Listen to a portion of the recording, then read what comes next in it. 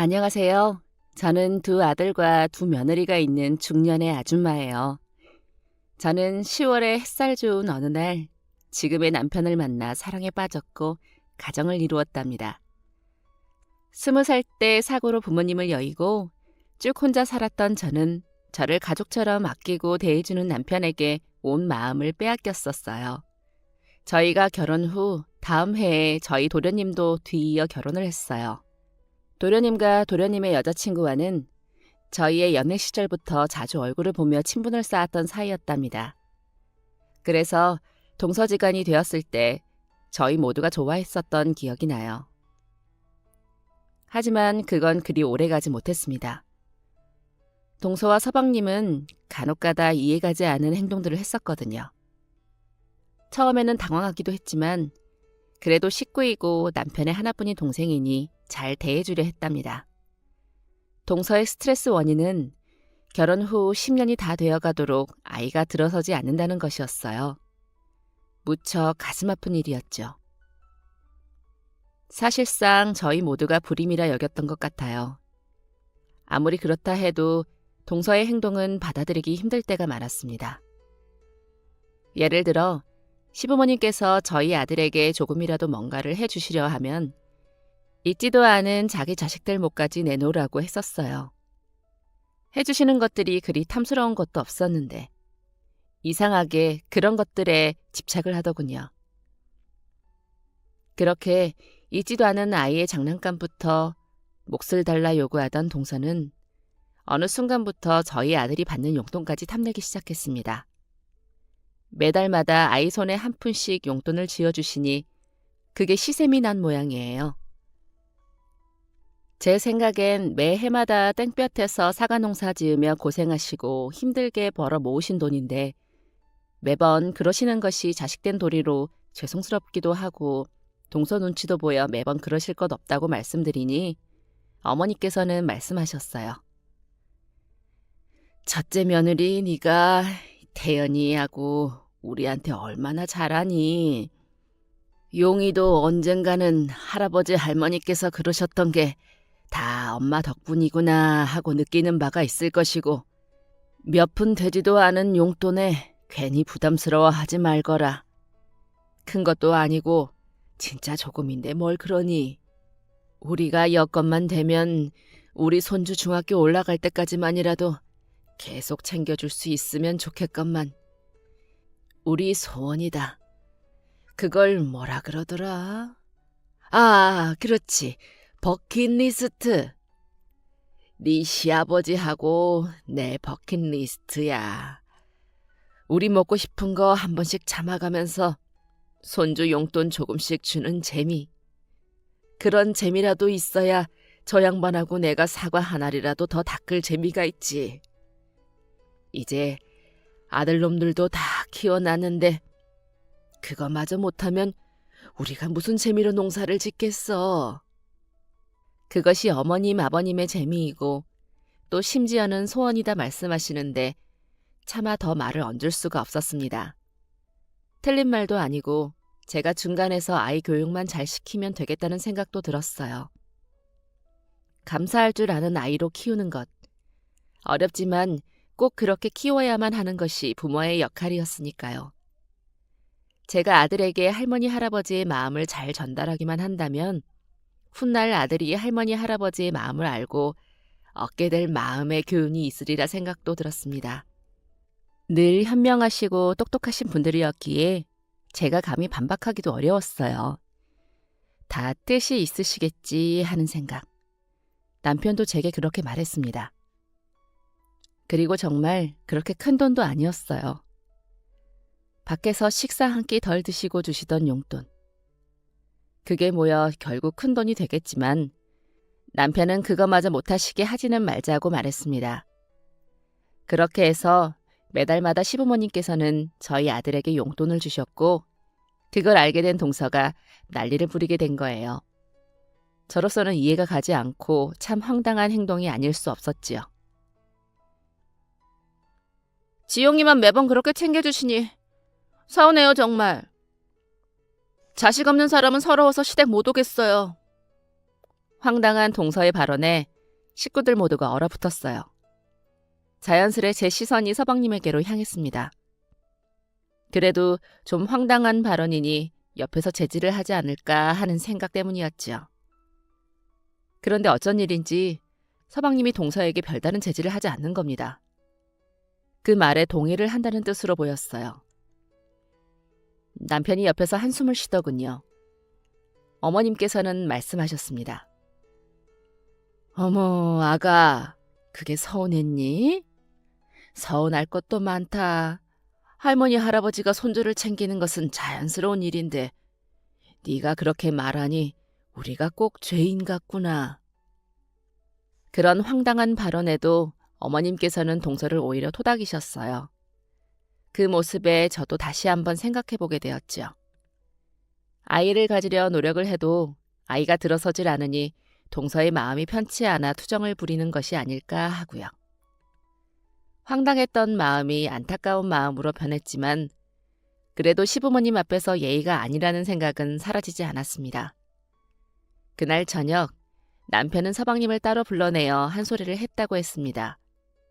그런데 집으로 돌아가면서 남편이 들려준 이야기는 다시 저를 황당하게 만들었어요. 태준이 그거 정말 웃긴 자식이야. 재수 씨가 자꾸 불공평하다고 차별받는다고 말하는데 듣다 보니 자기도 그렇게 생각이 든다네. 어떻게 그걸 차별이라고 불공평이라고 생각할 수가 있는지 원. 재수 씨는 글쎄 지난번에 장난감 하나 더 사주신 것까지 마음에 담아두고 있다나 봐. 태어나지도 않는 아이 장난감을 왜 그리 받겠다고 응석을 부리는지. 어머니 아버지 마음이 얼마나 불편하실까. 앞으로 그냥 태준이네하고는 따로 찾아뵈야 하나 싶어. 우리랑 따로 뵙게 되면 차라리 그런 소리 덜하지 않을까?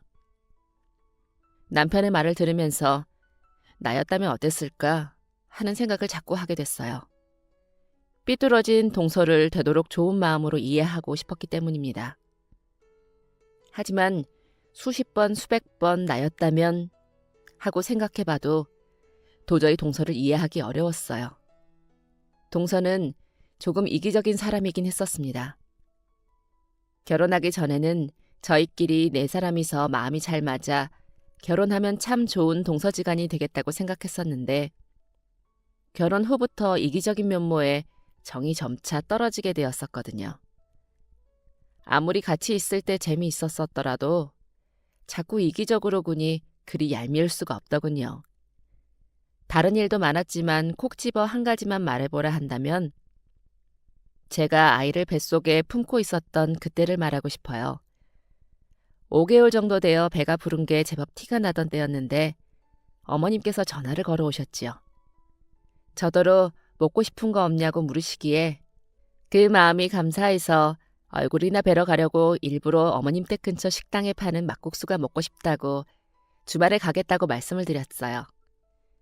임신 초기에 입덧이 워낙 심했던 터라 시부모님께서는 늘 제가 잘 먹고 잘 지내는지를 가장 걱정하셨거든요.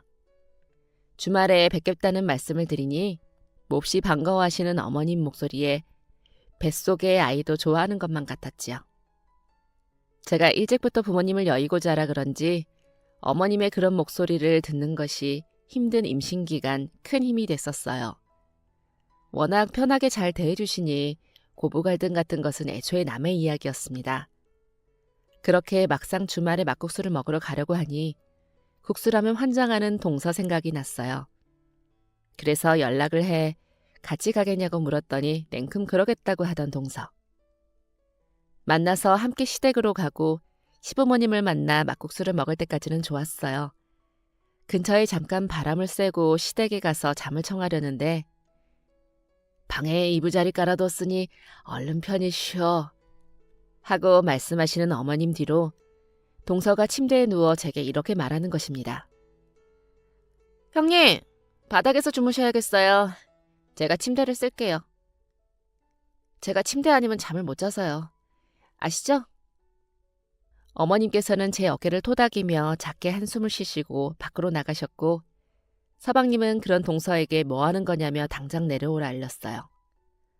그랬더니 동서가 짜증을 내며 자기는 침대에서 자는 거 아니면 잠을 잘 수가 없으니 형님께 양보해야 한다면 집으로 가야겠다는 것입니다.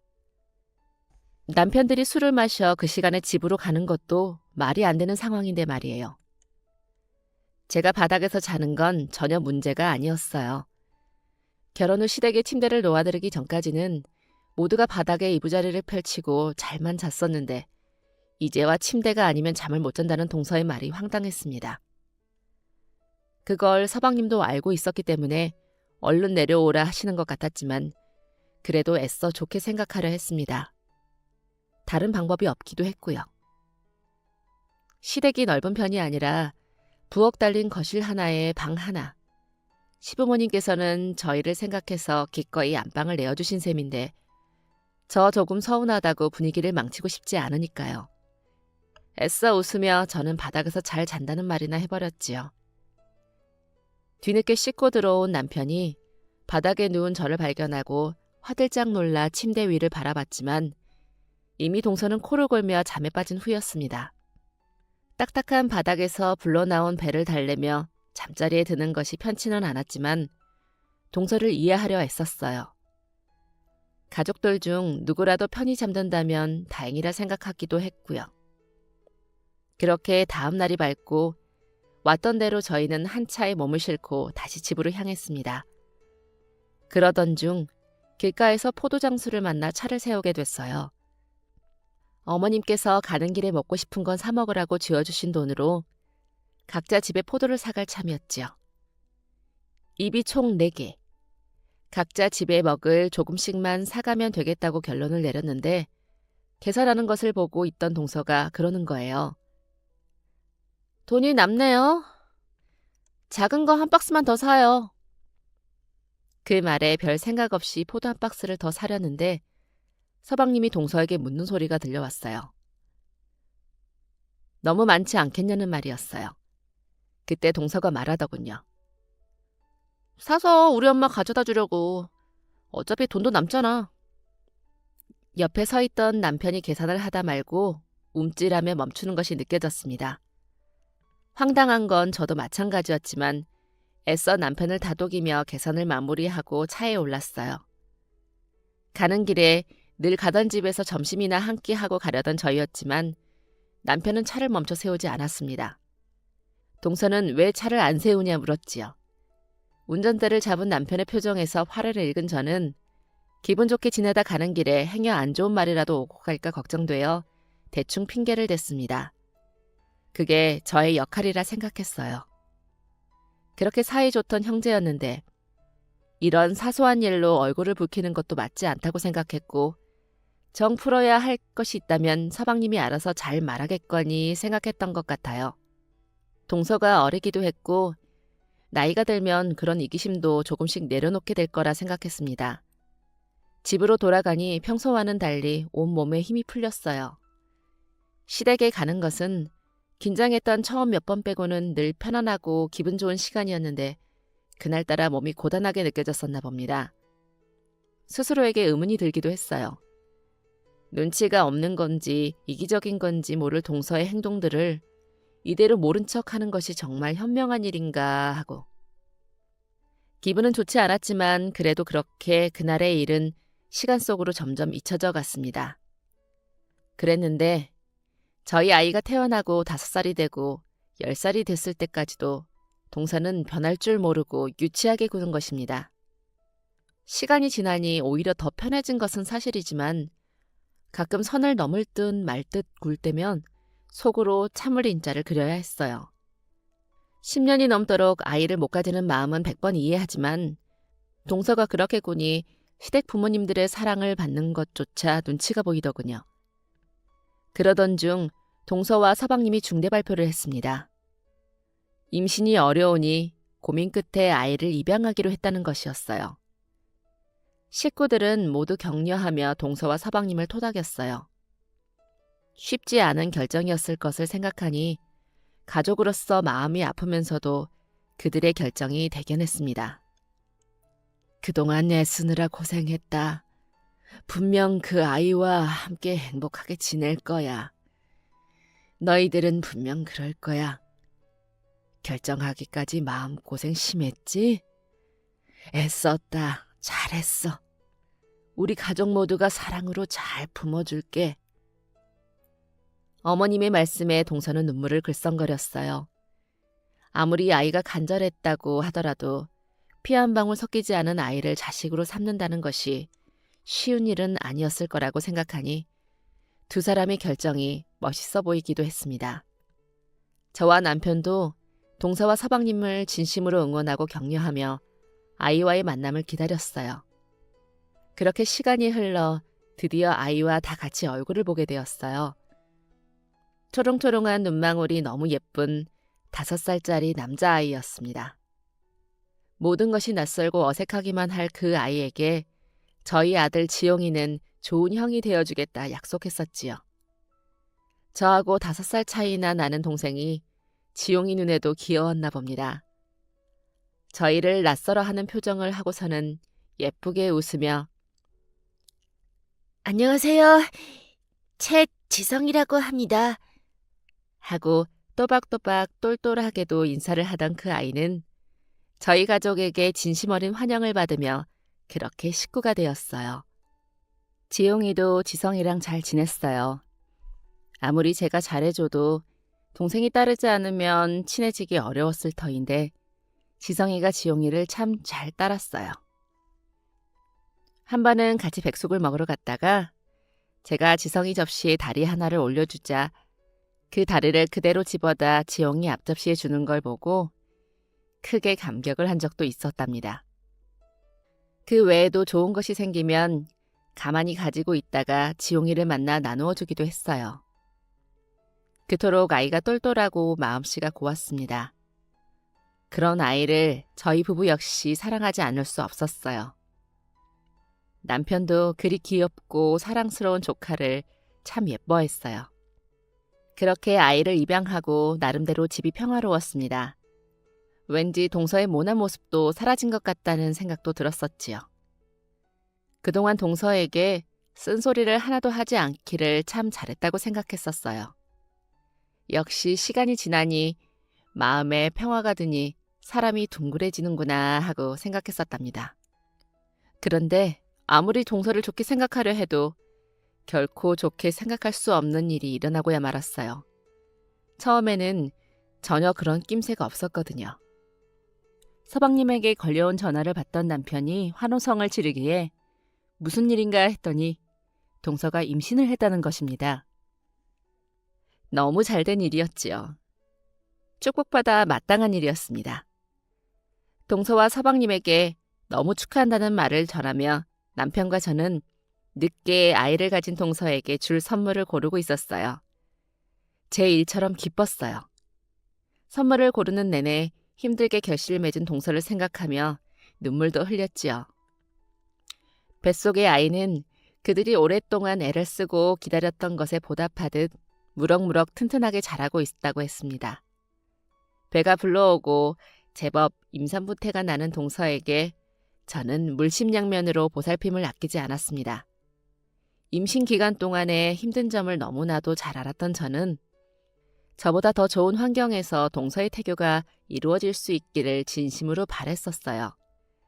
모두의 관심과 축복 속에 드디어 아이가 태어나고 동서와 서방님이 엉엉 우는 모습을 보며 가족들 모두가 한마음이 되어 눈물을 훔쳤었는데 몇 개월이 지났을까요? 남편이 충격적인 이야기를 전해왔습니다. 말을 하면서 남편도 현실을 믿고 싶지 않은 것인지 동생에게 화가 난 것인지 잔뜩 혼란스러운 얼굴을 하고 옆에 지용이가 있다는 것도 잊은 채 제게 말했어요. 태준이가 글쎄 지성이를 파양하겠다고 그러네. 이게 무슨... 대체 왜 그러냐 물어도 입을 꾹 닫고 말을 안 해. 돌아버릴 것 같아.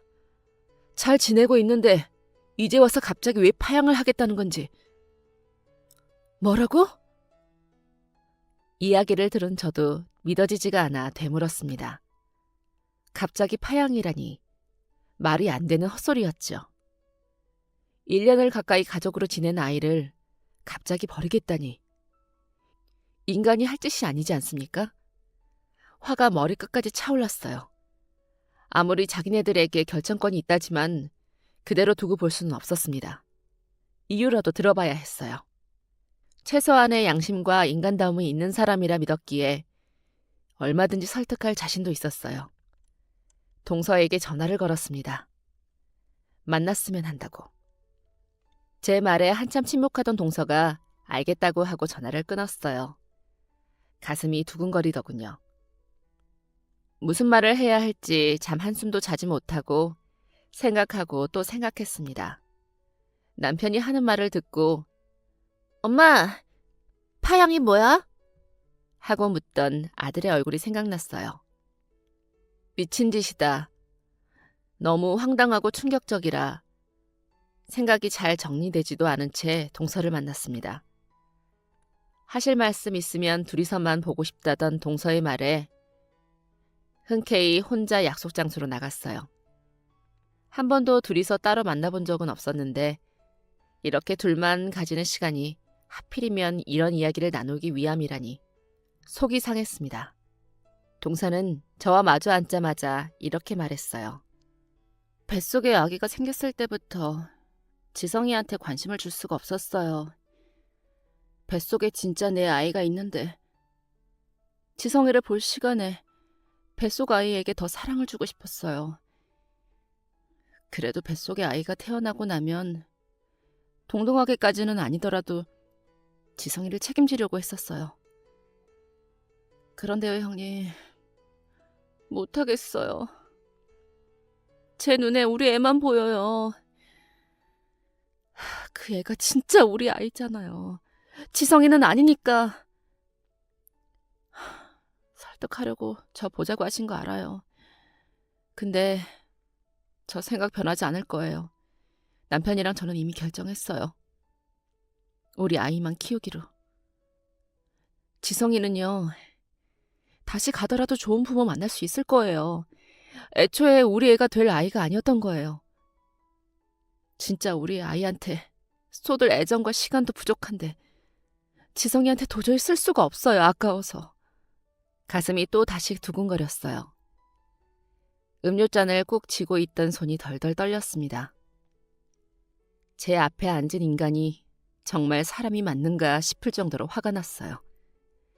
세상 어떤 어른이 이토록 책임감이 없을 수가 있단 말입니까? 동서에게 잘못된 생각이라고 말을 하기 전에 눈빛으로라도 뜻을 전하고 싶어 두 눈을 빤히 바라보았어요. 피할 줄 알았습니다. 그런데 제 눈을 피하지도 않고 당당한 표정으로 말을 덧붙이더군요. 그렇게 쳐다보신다고 달라질 거 없어요. 지성이 다시 보낼 거예요. 미치도록 뻔뻔한 인간. 더는 사람으로 존중해주고 싶지가 않았습니다. 하고 싶은 말이 너무나 많았지만 통하지 않을 인간이라고 생각하니 말을 하는 시간조차 아까웠어요. 진짜 아까운 것은 불쌍한 지성이에게 줄 사랑 같은 것이 아니라 동서와 말을 섞고 앉아있는 그때 그 시간이었습니다. 동서, 진짜 이기적인 인간이다. 저는 그 한마디를 하고 자리에서 일어섰습니다. 더 앉아 있다가는 눈물이 날 것 같아서였어요. 인간 같지도 않은 이기적인 동서 앞에서 우는 모습을 보이기도 싫었습니다. 지성이가 너무 불쌍했어요. 아이에게 무슨 죄가 있겠습니까? 안 그래도 마음에 상처가 있을 아이에게 2번이나 상처를 주겠다니. 어쩜 그렇게도 뻔뻔하고 극악무도한지. 정말 슬픈 것은 그렇게 화가 나서 한마디를 날리고 집으로 돌아와도 현실이 달라지지 않는다는 것이었어요. 그렇게 답답하고 속상한 마음으로 거실에 멍하니 앉아 아무것도 못하고 있는데 학교를 마치고 돌아온 아들의 얼굴이 심상치가 않더군요. 퉁퉁 부은 눈, 축 처진 어깨, 심장이 쿵 하고 바닥에 떨어지는 기분이었습니다. 한 번도 그런 모습으로 집에 돌아온 적이 없는 아이였기 때문입니다. 아들은 현관문을 열고 들어와 책가방도 벗지 않고 거실에 멍하니 앉은 저를 바라보았습니다. 무언가 할 말이 있다는 듯. 지용아, 왜 그래? 학교에서 무슨 일 있었어? 그랬더니 지용이가 아직 흘릴 눈물이 더 남았다는 듯 으앙 하고 눈물을 터뜨렸습니다. 놀라서 달려가 아들을 끌어안았어요. 그리고는 지용이가 하는 말에 놀라고 마음이 아파 저도 함께 눈물을 흘리고 말았습니다. 엄마, 나 학교에서 선생님한테 파양이 뭐냐고 여쭤봤어. 지성이 이제 가? 다시 고아원으로 가? 그럼 이제 다시 못 만나? 안 가면 안 돼? 지성이 그럼 다시 엄마 아빠 없는 사람 되는 거야?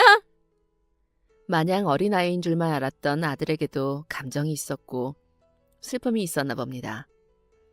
짧은 시간 안에 친형제처럼 가까워진 두 아이를 떼어놓는다는 것은 지용이에게도 큰 상처였어요. 이별을 받아들이기 힘들어하는 것이 당연했습니다. 아이들도 이런데 어떻게 어른이 그럴 수 있는지. 동서내의 파양을 막을 수가 없다는 사실이 온 가족의 가슴을 아프게 했습니다. 따로 서방님을 만나러 나갔던 남편은 술이 떡이 되어 들어왔어요. 울다 지쳐 잠든 지용이를 보고 남편도 눈물을 훔쳤습니다. 그런 남편을 다독이며 저는 말했어요. 한 번 더 설득해보자고. 우리까지 이대로 지성이를 버리지 말자고. 악몽 같은 일주일이 흘렀어요. 지용이는 급기야 밥상에 앉으면 눈물을 터뜨리며 밥 먹기를 거부했습니다. 애가 밥까지 먹지 않으니 조바심이 났어요. 겨우 억지로 한 숟갈씩 떠먹이고 나서도 어떻게 해야 할지 몰라 막막했죠. 시부모님 귀에도 그 이야기가 들어간 건지 어머님께서는 머리를 싸매고 알아누우셨다고 했습니다. 모두가 괴로워하고 힘들어하는 와중에도 동서와 서방님은 뜻을 굽히지 않았어요. 정말 그대로 지성이가 다시 버려질 위기였죠. 밥을 먹어도 먹는 것 같지 않았고 잠을 자도 잔 것 같지 않은 날들의 연속이었어요. 지용이는 주말이 되자마자 지성이를 보러 가겠다고 떼를 썼습니다. 그렇지 않으면 자기도 지성이를 따라 가겠다는 소리까지 하면서요. 그렇게라도 말해야만 했던 지용이의 마음을 알지만 부모로서 억장이 무너지는 것은 당연했습니다. 지성이 앞에서는 절대 울면 안 돼. 알았지? 행여 아직 아무것도 모를 지성이에게 지용이가 내색을 하기라도 할까봐 단단히 이르기까지 했어요. 그렇게 저희는 하는 수 없이 지용이를 데리고 남편과 함께 동서내를 찾아갔습니다. 떨떠름한 표정의 서방님이 문을 열었고 집으로 들어가니 아이를 품에 안고 어르고 있는 동서가 보였습니다. 지성아! 지용이가 제 당부를 알아들은 것인지 밝은 목소리로 지성이를 부르며 달려갔어요. 거실 한켠에 혼자 우두커니 앉아있던 지성이가 지용이를 보며 활짝 웃었습니다. 형아! 하고 부르며 지용이의 품에 쏙 안긴 지성이가 까르르 웃는 소리를 냈어요. 살얼음판 위로 꽃송이 하나가 떨어진 기분이었습니다. 그 모습에 가슴이 뭉클해지려는데 동서가 품에 안긴 아이를 어르며 물었어요. 왜 오셨어요? 잔뜩 날이 선 목소리. 와서는 안 될 곳을 온 것은 아니었지만 저희가 온 이유를 이미 다 아는 눈치였지요. 지용이에게 지성이를 데리고 놀이터에서 놀다 오라 이야기하고 저희를 반기지 않는 동서내와 거실에 마주 앉았습니다. 남편이 무어라 말을 꺼내려는데 서방님이 딱 말을 가로채서 선을 그었어요. 파양 이야기하러 오신 거면 돌아가세요. 남편이 반사적으로 한숨을 휴 하고 내뱉었습니다. 아이가 무슨 죄냐고 서방님을 노려보는 남편. 그랬더니 동서가 말했습니다. 저희가 생각 없이 그런 결정을 내렸다고 생각하세요? 다 애를 위해서 그런 거죠. 우리가 막상 아이를 낳아 키워보니 그렇다는 거예요. 우리 옆에 있으면 우리가 안 챙기게 되니까. 있어봤자 좋을 게 없으니까. 책임지기 힘들 것 같으니까 보내는 거라고요. 차분히 말하려 했는데 오늘은 정말 설득만 하기 위해 온 것이었는데 서방님과 동서의 이기적인 말들에 다시금 화가 차올랐습니다. 이제와 책임 못 질 거면 애초에 왜 데려온 거예요? 결국 곱지 않은 말이 튀어나갔어요. 더 좋게 말했어야 했나 순간적으로 후회가 됐지만 아무리 생각해도 그보다 더 좋게 말할 수는 없더군요. 동서의 눈썹이 꿈틀거렸습니다. 그때 품 안의 아이가 빽 하고 울음을 터뜨렸어요. 서방님은 남편을 자리에서 억지로 일으키듯 자세를 취하고 말았어요. 그만 돌아가라고. 결정권은 우리한테 있는 건데 왜 형이랑 형수가 와서 잘잘못을 따지느냐고. 쫓겨나듯 문 밖으로 나오게 된 남편과 저는 어처구니가 없었지요. 저는 엘리베이터에 몸을 실자마자 막막함에 눈물을 터뜨리고 말았습니다. 정말로 우리가 할 수 있는 게 없는 건가? 가슴이 아렸어요. 어른들의 욕심으로 아이가 같은 상처를 반복해서 받게 될 걸 생각하면 동생과 더 놀아야 한다고 울음이 섞인 투정을 부리는 아들을 차마 어쩌지 못하고 놀이터 벤치에 남편과 나란히 앉았어요. 뜨거운 태양 아래 땀을 삐질삐질 흘리면서도 뭐가 그리 좋은지 지용이와 지성이는 서로 부둥켜 안고 있었습니다. 여보, 우리가 지용이를 납득시킬 수 있을까? 그걸 보며 남편을 향해 뻔한 질문을 던졌어요. 남편이 고개를 가로저었지요. 그날 두 아이는 놀이터에서 해가 질 무렵까지 까르르 웃으며 즐거운 시간을 보냈답니다. 어른인 제 입장에 대입해보면 저희 아들이 보내고 있는 시간이 마냥 즐겁지만은 않을 것 같다는 생각이 드는데 그 어린 아이의 속마음이 어땠을지 안타까웠어요.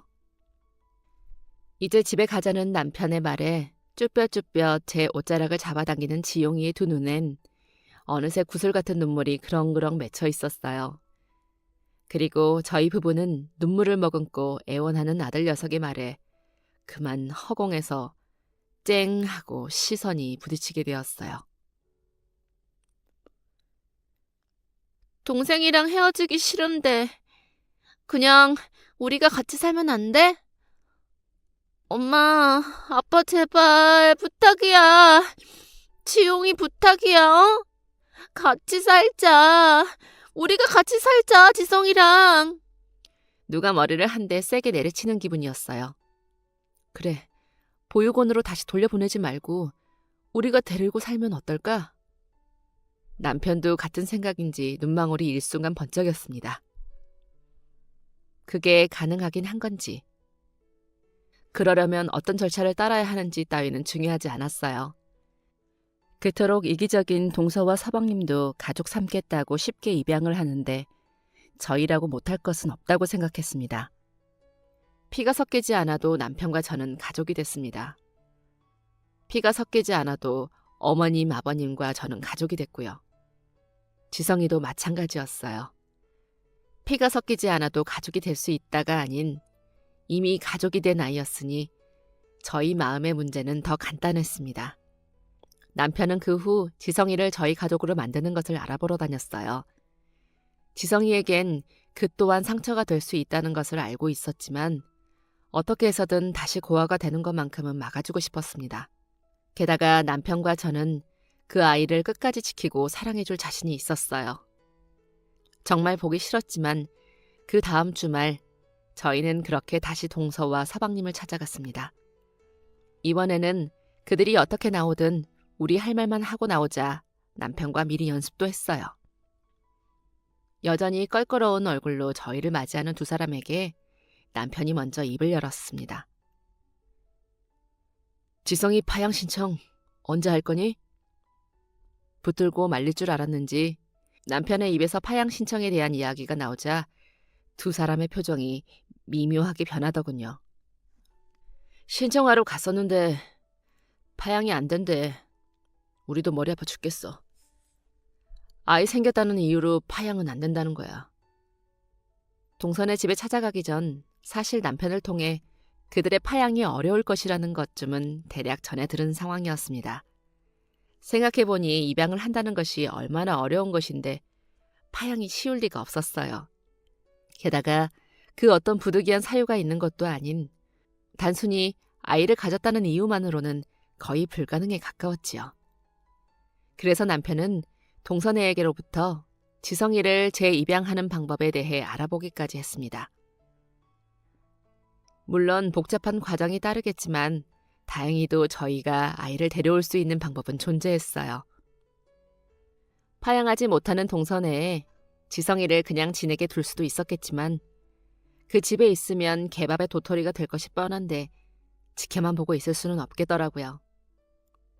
남편이 미리 알아본 덕분에 서방님의 그 말에도 저희는 당황하지 않을 수 있었습니다. 생각해보니 무책임하고 비인간적인 너희 밑에서 지성이를 계속 지내게 해서는 안 될 것 같다며 너희가 파양이 어려우면 우리가 너희로부터 지성이를 이방하려 한다고 남편이 말하자 동서가 두 손으로 입을 가렸어요. 먼저 한 말은 들리지도 않고 저희가 입양하겠다는 말에만 포커스를 맞춘 건지 끝까지 짜증나는 말만 내어놓는 동서였습니다. 정말 입양하시게요? 그런데 형님네로 가면 지성이가 더 혼란스럽고 힘들지 않을까요? 엄마 아빠였던 사람이 한순간에 작은 아빠, 작은 엄마가 되어버리면 서로 불편할 것 같은데. 가만 두고 보려 했더니 정말 안 될 인간이더군요. 어쩜 이런 상황까지 오고 나서도 그토록 자기들 생각만. 어떻게 그렇게 사람이 이기적일 수가 있는지 화가 머리끝까지 치솟았어요. 그래도 그나마 다행인 건 그 자리에 가기 전 남편과 끝없이 상의해서 내린 결론이 있었기 때문이었습니다. 저는 더 곱게 할래야 곱게 할 수 없는 목소리로 동서에게 말했어요. 그런 건 걱정 안 해도 되겠어요. 앞으로 두 분이 지성이의 작은엄마 작은아빠로 불릴 일은 없을 테니 혼란스러울 것도 없죠. 더 얼굴 볼 일도 없는 사이인데. 그러니 그런 걱정일랑 넣어두시고 하루빨리 정리 부탁드려요. 저희는 지성이가 하루라도 더 마음 편히 웃었음 하거든요. 남편과 저는 지성이를 데려다 키우기로 결심하면서 동서애와 인연을 끊기로 결론을 내렸습니다. 제 입장에서야 그게 그렇게까지 힘든 결정은 아니었지만 남편 입장에서는 친동생을 더 이상 안 보고 살기로 마음먹은 것이 쉬운 일은 아니었을 거예요. 그럼에도 남편은 그 길을 택했고 저는 남편의 선택을 존중했습니다. 남편이 그렇게까지 생각할 정도라면 그럴 만한 일이라고 생각했거든요. 시부모님 걱정을 하는 제게 남편은 어머님 아버님이시라면 이해해 주실 거라고 말을 덧붙였어요. 그게 그렇게 안심이 되더라고요. 까짓것 동생의 빈자리 정도는 연하 아내인 제가 얼마든지 채워줄 수 있었습니다. 지성이가 불쌍하고 안쓰러운 것과는 별개로 동서와 서방님의 비인간적인 모습에 남편도 저만큼이나 정이 떨어져 버린 것이었어요. 더 얼굴 볼 일이 없다는 제 말을 제대로 알아듣지 못한 건지 동서가 인상을 찌푸리며 어색하게 웃어 보였습니다. 형님, 왜 갑자기 말을 높이고 그러세요? 문전박대할 때는 언제고 누구더러 형님이라는 건지 동서의 이중적인 얼굴에 치가 떨렸습니다. 빨리 이야기를 마무리 짓고 1초라도 빨리 그 자리를 뜨고 싶다는 생각뿐이었죠. 제 생각과 같았는지 남편이 말했어요. 재수씨, 그리고 태준아, 우리 이제 다시 볼 일 없다는 겁니다. 인연을 끊고 살자는 뜻이에요. 저희는 두 사람처럼 비인간적인 사람이랑 더 인연을 이어갈 정도로 마음이 넓지가 못하네요. 이 정도로 얘기했음 알아들으시죠? 무슨 말인지. 태준아, 지성이 데려오는 그 순간부터 너랑 나랑도 끝이다. 남편의 말에 서방님이 화들짝 놀라 자리에서 일어났어요. 그게 무슨 소리냐며 어떻게 애 하나 때문에 형제의 연을 끊을 수가 있냐며 소리치던 서방님. 그래도 나 형 친동생이잖아. 형도 내 형이고. 소리치는 서방님에게 남편은 난 너 같은 인간 말종은 동생으로 둔 적 없다. 라고 말하며 자리에서 일어섰습니다. 저도 남편을 따라 일어섰고 그렇게 저희의 선전포고는 순식간에 시부모님께 닿게 되었지요. 어머님 아버님께서는 불이 났게 기차를 타고 저희 집으로 올라오셨습니다. 대연아, 너 정말 네 동생 태준이 평생 안 보고 살아도 괜찮겠느냐? 아버님께서는 그리 물어오셨어요. 남편은 고개를 끄덕였습니다. 가만 지켜보시던 어머님께서는 지용이 머리를 쓰다듬으시며 지용이를 향해 우리 용이 지성이가 용이한테 세상 제일 소중한 동생이야? 하고 물으셨어요. 지영이도 남편을 따라 고개를 끄덕였습니다. 어머님 아버님께서는 한참 생각을 하시는 듯 먼 산만 바라보셨어요. 그 상황에 왠지 제가 무엇라고 말이라도 해야 할 것만 같더군요. 저희가 지성이를 잘 키워보겠다고 동서와 서방님에 대해서는 저도 남편과 같이 아직은 그 심보를 받아들이기가 힘들다고. 형님들 입장으로서 이렇게밖에 마무리를 짓지 못해 어머님 아버님 뵙기에 면목이 없다고. 어머님께서는 제 말에 눈물을 감추듯 고개를 숙이셨습니다. 내가 자식을 너무 오냐 키워 그러지. 네가 무슨 잘못이 있어. 그냥 우리는 희진이 너한테 미안해서 그러지. 사실 저희는 서로가 서로에게 미안할 필요가 없었습니다. 잘못은 저희에게 있지 않았으니까요. 형제간의 연을 끊는다니 얼토당토 않는다고 말씀하시면 어쩌나 걱정했었는데 그저 별다른 말 없이 저희의 결정을 존중해 주시는 어머님 아버님께 그만큼 더 좋은 아들, 좋은 며느리가 되어야겠다고 다짐했습니다. 그렇게 저희는 눈물 속에 실랑이와 고민 결정의 시간을 거쳐 지성이를 저희 자식으로 입양하게 되었답니다. 누구보다 파양을 반대하던 저희가 하루라도 빨리 그 집에서 지성이를 내보낼 수 있도록 동서와 서방님을 도운 셈이었지요. 가족이 된 저희 4사람 중 가장 기뻐하는 것은 지용이었어요. 지용이는 한동안 매일매일 제게 물었습니다. 엄마, 이제 정말 지성이가 내 동생이야? 사촌 동생도 아니고 내 동생?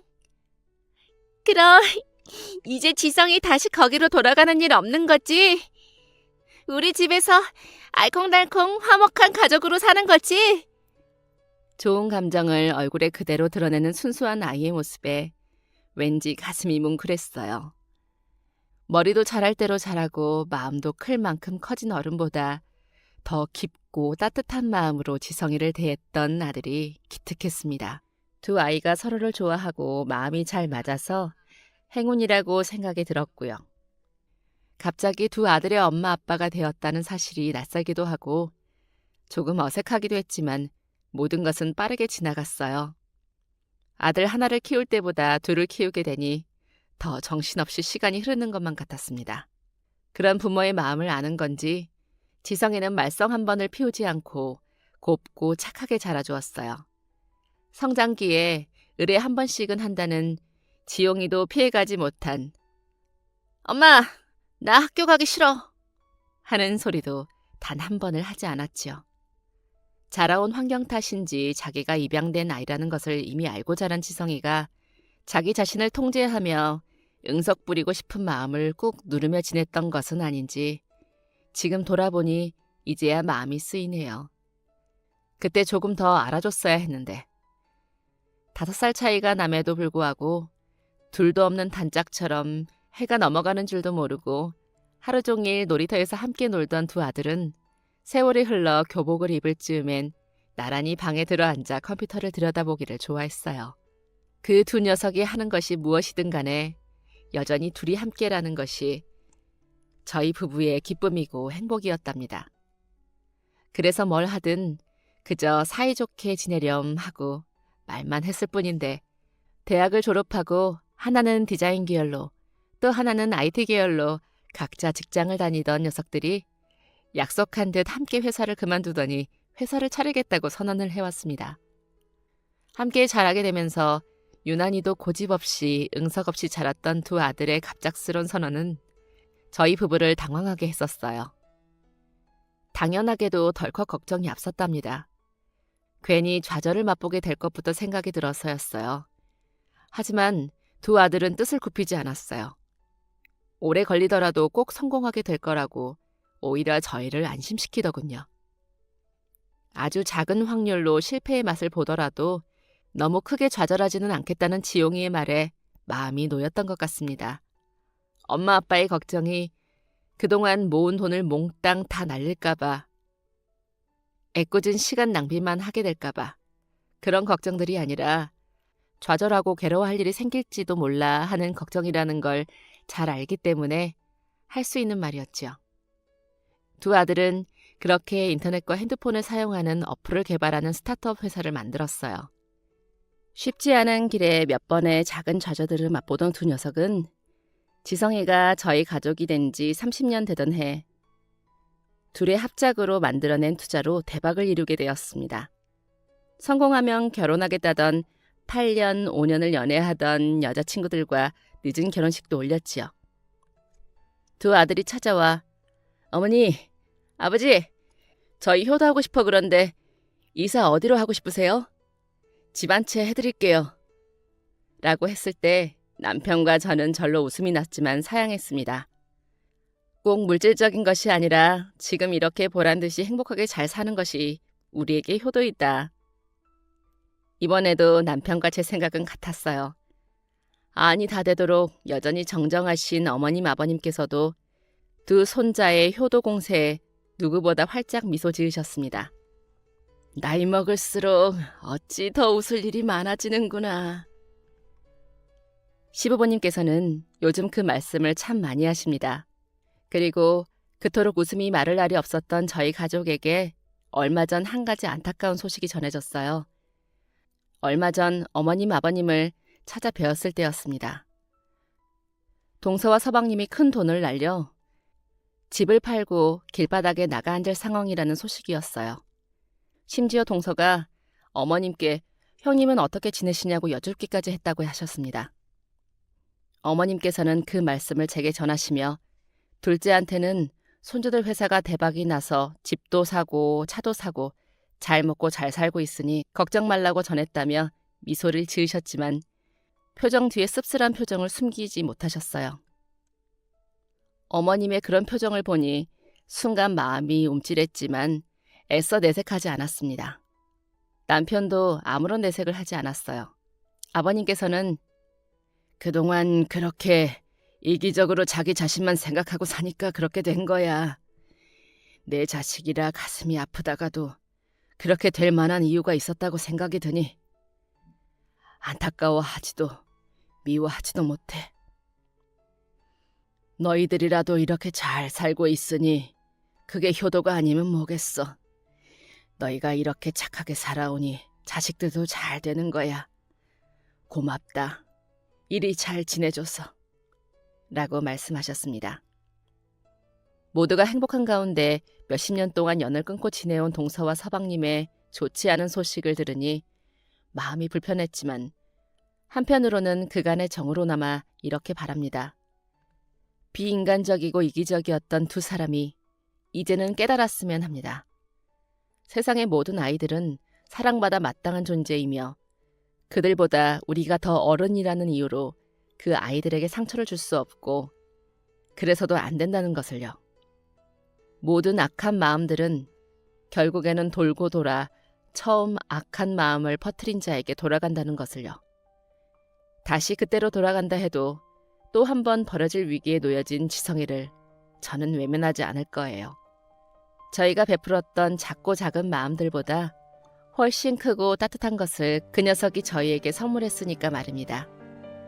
두 아들이 앞으로 남은 삶을 더 웃으며 보낼 수 있기를 간절히 염원합니다. 언제나 며느리의 마음을 생각해 주시고 아껴주시던 어머니, 아버님도 오래오래 만수무강하시기를 염원합니다.